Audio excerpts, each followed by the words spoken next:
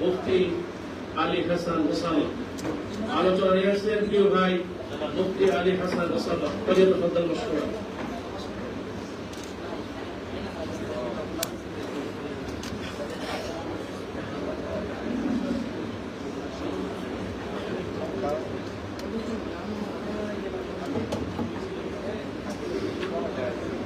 السلام عليكم ورحمة الله وبركاته.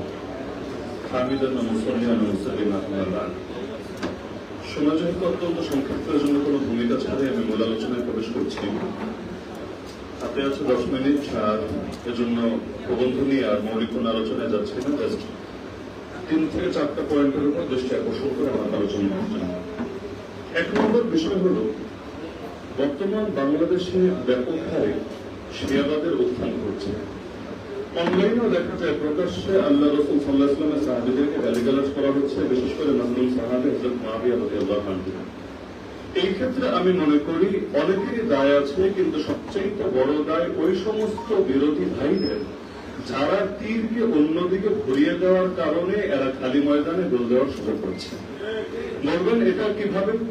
বিগত শেখ হাসিনা শাসনের সময়ের দিকে যদি নজর দেন তাহলে লক্ষ্য করবেন সে নিরীহ মুসলমানদেরকে, ইসলামপন্থীদেরকে, ইসলামের রাজনীতির নেতাকর্মীদেরকেও জঙ্গি ট্যাগ দিয়ে নিজের গদিকে মজবুত করার জন্য, অহরণ গেম খেলার জন্য সে এটাকে এমন ভাবে এই ন্যারেটিভটা প্রতিষ্ঠা করেছে। এর মাঝখান দিয়ে এই সুযোগে হিন্দুত্ববাদী চরমপন্থীরা এই দেশের সর্বোচ্চ ভঙ্গিতম্বি শুরু করে দিয়েছে।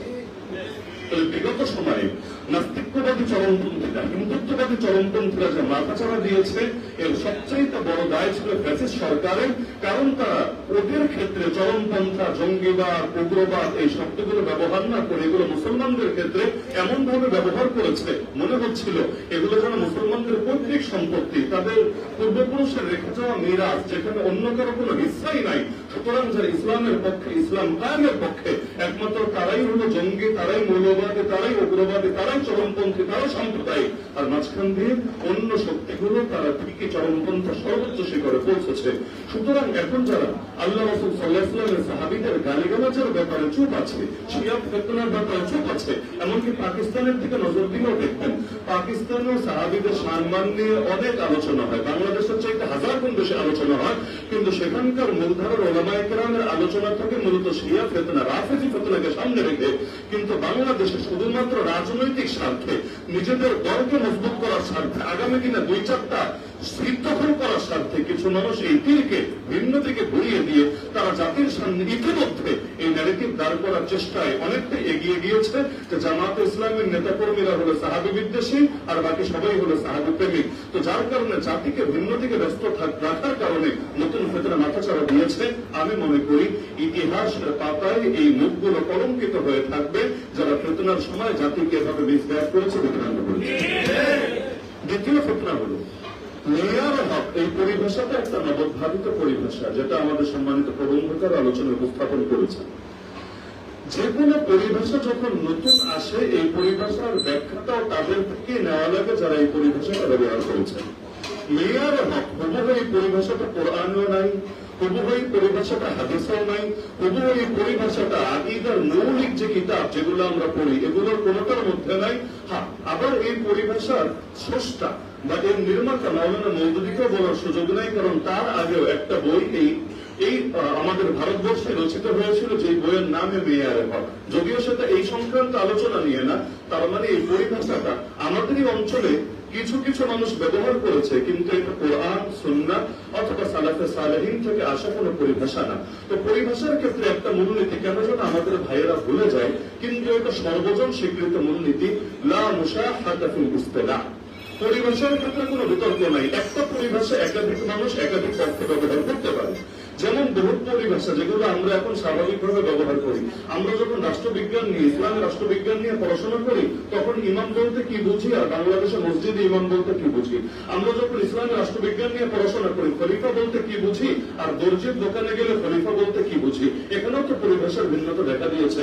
একইভাবে আপনি যখন কোরআন পড়বেন, কোরআনে পাবেন ফালান তাজিদ লাহু ওয়ালিয়ান মুরশিদা, আর পীররা যখন ওয়াজ করে তখন তারা এর যে ব্যাখ্যা দাঁড় করায় ফালান তাজিদ লাহু ওয়ালিয়ান মুরশিদা, এখানেও তো পরিভাষাগত ভিন্নতা। এমনকি কেউ তো তিরমিজি না পড়ে আলেম হয় না। তিরমিজি না পড়ে তো আর কেউ আলেম হিসেবে স্বীকৃতি পায় না। তিরমিজি যদি পড়েন দেখবেন হাসান, হাদা হাদিসুন হাসান, এই শব্দটাকে ইমাম তিরমিজি কোন অর্থে ব্যবহার করেছেন। এখন কেউ যদি সংজ্ঞা নেয় এক ইমাম থেকে, মনে করেন ইমাম ইবনে সালাহ তার মুকাদ্দিমা থেকে সংজ্ঞা নিল, ইমাম ইবনে হাজার আসকালানী তার লেখা থেকে সংজ্ঞা নিল, এরপর মাপতে গেল কাকে? তাদের বহু আগে পৃথিবী থেকে চলে যাওয়া ইমাম তিরমিজি রাহমাতুল্লাহ আলাইহি। এখন বললো দেখ ইমাম তিরমিজি তো মস্ত বড় ভুল করেছে। কিভাবে ভুল করলো? আরে হাদিসুন হাসান ভিন্ন জিনিস, হাদিসুন সহিহ ভিন্ন জিনিস। যেটা সহিহ সেটা তো সহিহ, আর সহিহর চাইতে এক দরজা নিচে, এক স্তর নিচে, সেটা না হাসান।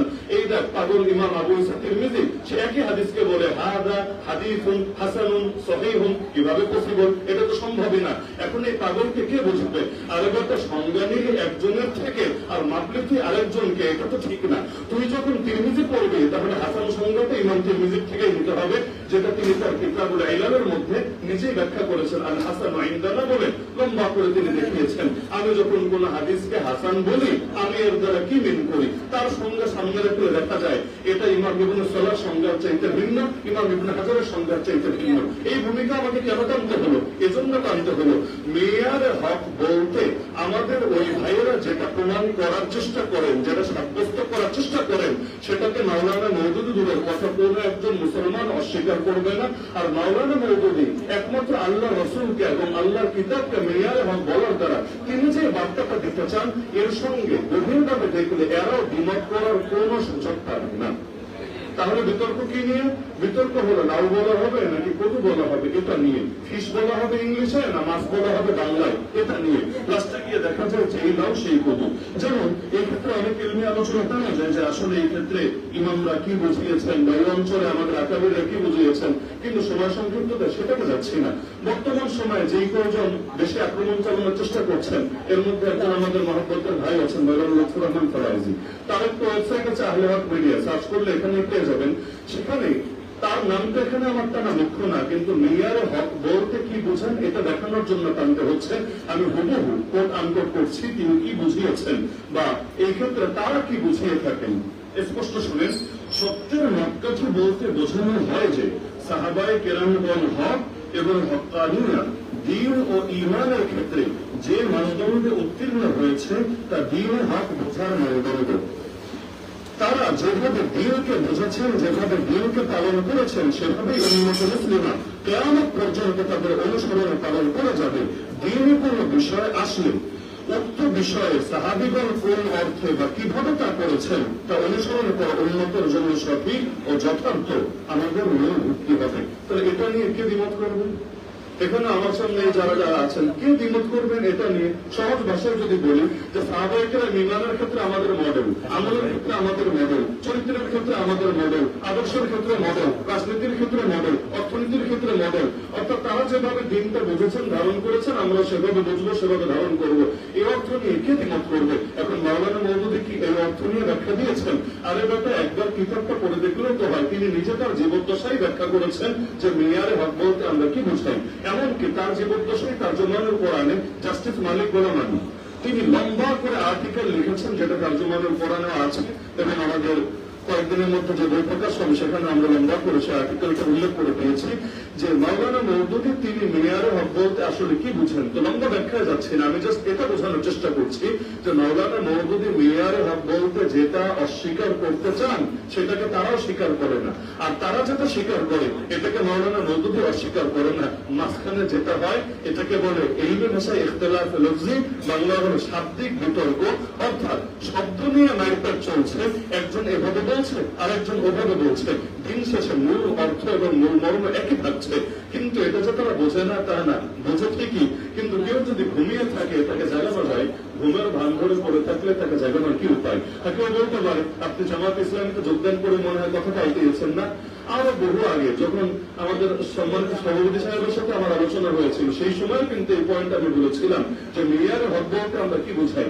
মেয়ারে হক বলতে বোঝাই যে ঈমান, আমল, আখলাক, আদর্শের ক্ষেত্রে সাহাবীরা আমাদের মডেল। ব্যাস, এটা নিয়ে কেউ দ্বিমত করবেন এবং তিনিও বলেছিলেন এই অর্থ তো কেউ দ্বিমত করার কথা না এবং এই অর্থটা তো প্রত্যেকের নিকটই গ্রহণযোগ্য, বাকি থাকলে শাব্দিক বিতর্ক। তবে উন্মতের এই ক্রান্তিকালে শাব্দিক বিতর্কে লিপ্ত হয়ে এত দলাদলি করার উদাহরণ হবে হালাকু খানের তাতারি বাহিনী যখন বাগদাদের দ্বার প্রান্তে ওই সময় আনন্দের মধ্যে ইখতিলাফ ছিল দুই মাসালা নিয়ে। এক নম্বর মাসালা হলো কাউয়ার গোশত, কাকের গোশত হালাল নাকি হারাম। দ্বিতীয় মাসালা ছিল, দ্বিতীয় ইখতিলাফের বিষয় ছিল এক পৃথিবীতে এক সময় একাধিক খলিফা থাকা বৈধ নাকি এক সময় খলিফা একজনই হবে, দ্বিতীয় কেউ হওয়ার কোন সুযোগ নাই। এই দুই মাসালা নিয়ে বিতর্ক করছিল এমন সময় যখন হালাকু খানের বাহিনী বাগদাদের দ্বারপ্রান্তে অবশেষে কয়েক কোটি মুসলমানকে হত্যা করলো এবং প্রথমবারের মতো খেলাফতের পতন ঘটালো।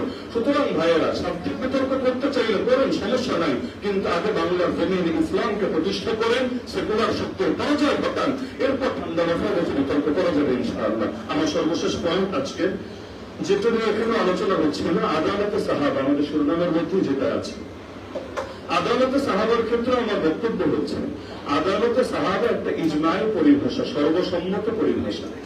এটা নিয়ে হকপন্থীদের কেউ দ্বিমত করার কোন সুযোগ নাই। এটা নিয়ে দ্বিমত করেছেন তারা, যেটার আলোচনা আমাদের সম্মানিত ডক্টর সাহেব তিনি আলোচনা এনেছেন, সেই দ্বিমতন কালিলা এমন কিছু ক্ষুদ্র দল যাদের কোনো গ্রহণযোগ্যতাই নেই, যাদের কোনো মুসলিম সমাজের মধ্যে কোনো ভিত্তিই নেই। হকপন্থী কোন ধারার কোন মানুষ আল্লাহ রাসূল সাল্লাল্লাহু আলাইহি ওয়াসাল্লামের সাহাবীদেরকে আদর মানার ক্ষেত্রে, ন্যায়পরায়ণ মানার ক্ষেত্রে দ্বিমত করে নাই, করার সুযোগও নাই। কারণ তাদের আদালত না মানলে কোরআন মানবে কিভাবে, তাদের আদালত না মানলে সুন্নাহ মানবে কিভাবে, তাদের আদালত না মানলে দ্বীনের ফাহাম, দ্বীনের বুঝ নেবে কিভাবে। সুতরাং যারাই ইসলামকে ধারণ করে তারা সকলেই আল্লাহ রাসূল সাল্লাল্লাহু আলাইহি ওয়াসাল্লামের সাহাবীদেরকে আদল হিসেবে মানে। তাহলে এখানেও ঝামেলা হয়েছে কোথায়? ওই যে বললাম, ঝামেলা হয়েছে সংজ্ঞায়। মাওলানা মওদুদী যে সংজ্ঞাটা দিয়েছেন, এই সংজ্ঞাটা তিনি নিজে আবিষ্কার করেছেন তা না, বরঞ্চ অতীতে একাধিক ইমাম হুবহু এভাবেই সংজ্ঞা দিয়েছেন। আদালতে সাহাবার তিনি উর্দুতে যেভাবে আদালতে সাহাবার মানে কি তিনি উর্দুতে যেভাবে উপস্থাপন করেছেন, সময় নেই, না হলে আমি একদম উদাহরণ সহ দেখিয়ে দিতাম। যমুক ইমাম, তমুক ইমাম, তমুক ইমাম, আরবিতে হুবহু এই বাক্যের সংজ্ঞাটা দিয়েছেন। সংজ্ঞাটা তার নতুন আবিষ্কার করা না। হ্যাঁ, এই অঞ্চলের ওলামায়ে কেরাম যারা আছেন তারা হয়তো কেউ কেউ সংজ্ঞাটা ভিন্ন ভাবে দেন। তো একই সংজ্ঞা একাধিক ভাবে দেওয়া যায়। পৃথিবীতে সব সংজ্ঞাই 10 ভাবে 20 ভাবে দেওয়া যায়। গণতন্ত্রের সংজ্ঞা তো একটা না। আব্রাহাম লিঙ্কন একভাবে বলেছে, কিন্তু সবাই যে তার সাথে একমতটাও কিন্তু না। প্রতিটা জিনিসের বহু রকম সংজ্ঞা হয়। এখন মাওলানা মওদুদীকে আদালতে সাহাবা অস্বীকারকারী বলার কোন সুযোগ নাই। হ্যাঁ, মাওলানা মওদুদী একটা বিষয় স্পষ্ট করতে চেয়েছেন, এবং এটা নিয়ে আশা করি আপনারাও দ্বিমত করবেন না। আদালতে সাহাবা মানে ইসমত না। ইসমত একমাত্র নবীদের জন্য প্রযোজ্য। নবীরাই মাসুম, সাহাবীরা মাসুম না। সাহাবীরা আদেল, এটা হওয়ার অর্থ এটা না তাদের কখনোই কোনো পাপ হয় নাই, তাদের কোনো পাপ ছিল না, আল্লাহ তাদেরকে মাফ করে দিয়েছেন। কিন্তু তাদের পাপ হয়েছে বা হতে পারে, এটা নিয়ে কেউ কখনো দ্বিমত করে নাই। আদালতে সাহাবার মূল কথাই হলো তারা যেই দিনটা আমাদের নিকট পৌঁছে দিয়েছেন, এই ক্ষেত্রে তারা সম্পূর্ণ, মানে আমাদের আলাদা যাচাই করতে হবে না। নতুন কোন ইমামের নাম পড়লে কিতাব খুলতে হয়, এই ইমামের ব্যাপারে অন্যরা কি বলেছে, তিনি কি গ্রহণযোগ্য নাকি অগ্রহণযোগ্য, তিনি কি শক্তিশালী নাকি তিনি দুর্বল। নবীর কোন সাহাবী, আদলা থেকে আদলা সাহাবী, যার নামও হয়তো জীবনে শুনি নাই, এমন বহু সাহাবী আছে যাদের থেকে একটা মাত্র হাদিস পাই, আগে পরে আর কিছু পাই না, কোনো সমস্যার কিছু নাই। যখন জানবো নিশ্চিত ভাবে তিনি সাহাবী, আমার ওই কিতাব ঘেটে দেখতে হবে না তিনি কি সহিহ নাকি তিনি যায়ীফ, তিনি কি গ্রহণযোগ্য নাকি তিনি অগ্রহণযোগ্য, কারণ তারা সকলেই আদেল। এই আদালতে সাহাবার ক্ষেত্রে কারো কখনো দ্বিমত নাই। তাহলে ইসমতে আম্বিয়া এবং আদালতে সাহাবা, দুঃখের বিষয় হলো আমাদের সিলেটে বিশেষ করে, ধরেন আপনি মাহফিল করতে গেলেন, আপনাকে বিব্রত করার জন্য স্লোগান দেবে, একজন দাঁড়ায় বলবে ইসমতে আম্বিয়া, আর একজন বলবে আদালতে সাহাবা। জাতিকে কি বোঝানোর চেষ্টা করবে? বোঝানোর চেষ্টা করবে জামাত ইসলামী যারা করে তারা ইসমতে আম্বিয়া মানে না, তারা আদালতে সাহাবা মানে না। নাউযুবিল্লাহি মিন যালিক। বাস্তবে যদি জামাতে ইসলামী না মানত তাহলে তারা নিঃসন্দেহে গোমরাহ হতো, আর মানার পরেও যখন না মানার ত্যাগ যারা দিবে, নিঃসন্দেহে তারা আল্লাহর নিকট জালেম এবং প্রতিষ্ঠাতা হয়ে যাবে। কথা ক্লিয়ার, এখানে অস্পষ্টতার কিছু নাই। যদি না মানে নিশ্চিত গোমরাহ, আর মানার পরে যারা ত্যাগ দিবে, মানে না, নিঃসন্দেহে তারা জালেম, তারা অপবাদ আরোপকারী। আর যদি এখন ওমর রাদিয়াল্লাহু শাসন থাকতো, তার দরবারে বিচার যেত, তাহলে মায়ের যে কয়টা পিঠের উপর পড়তো আল্লাহ ভালো জানে। এমনকি এটার জন্য তাদেরকে হয়তো বিভিন্ন ভাবে শাস্তির সম্মুখীন হতে হতো। আল্লাহ তাআলা তাদেরকে এবং আমাদেরকে সবাইকে সঠিকভাবে বোঝার তৌফিক দান করুন। তো যে নির্দিষ্ট সময় ছিল, সময় ইতিমধ্যে শেষ হয়েছে। আর 3টা পয়েন্ট আমি যে মৌলিক বার্তাটা দিতে চেয়েছি, আশা করি মোটামুটি স্পষ্ট হয়েছে। আর যেহেতু এই বিষয়ে বই প্রকাশ হচ্ছে, ইনশাআল্লাহ শীঘ্রই আসবে, আপনাদের সকলের অগ্রিম দাওয়াত থাকলো। আর আমি ব্যক্তিগতভাবে ভাবে দাওয়াত পৌঁছানোর চেষ্টা করবো ইনশাআল্লাহ। সৈয়দ আবুল আলম মওদুদী রহমাতুল্লাহ কলমে জামাত ইসলামের আকীদা এই শিরোনামে একটা বৈঠকে আসছে ইনশাআল্লাহ। সেখানে যে পয়েন্টগুলো আমি বললাম সবগুলো নিয়ে বিস্তারিত আলোচনা আছে। আল্লাহ তাআলা আমাদের সবাইকে সত্যটা বোঝার এবং জানার তৌফিক দান করুন, আমিন। ওয়া মা আলাইনা ইল্লাল বালাগুল মুবিন। যারা আজকের এই প্রোগ্রামের আয়োজন করেছেন আল্লাহ সবাইকে জাযায়ে খায়র দান করুন। ওয়া আখিরু দাওয়ানা আলহামদুলিল্লাহি রাব্বিল আলামিন।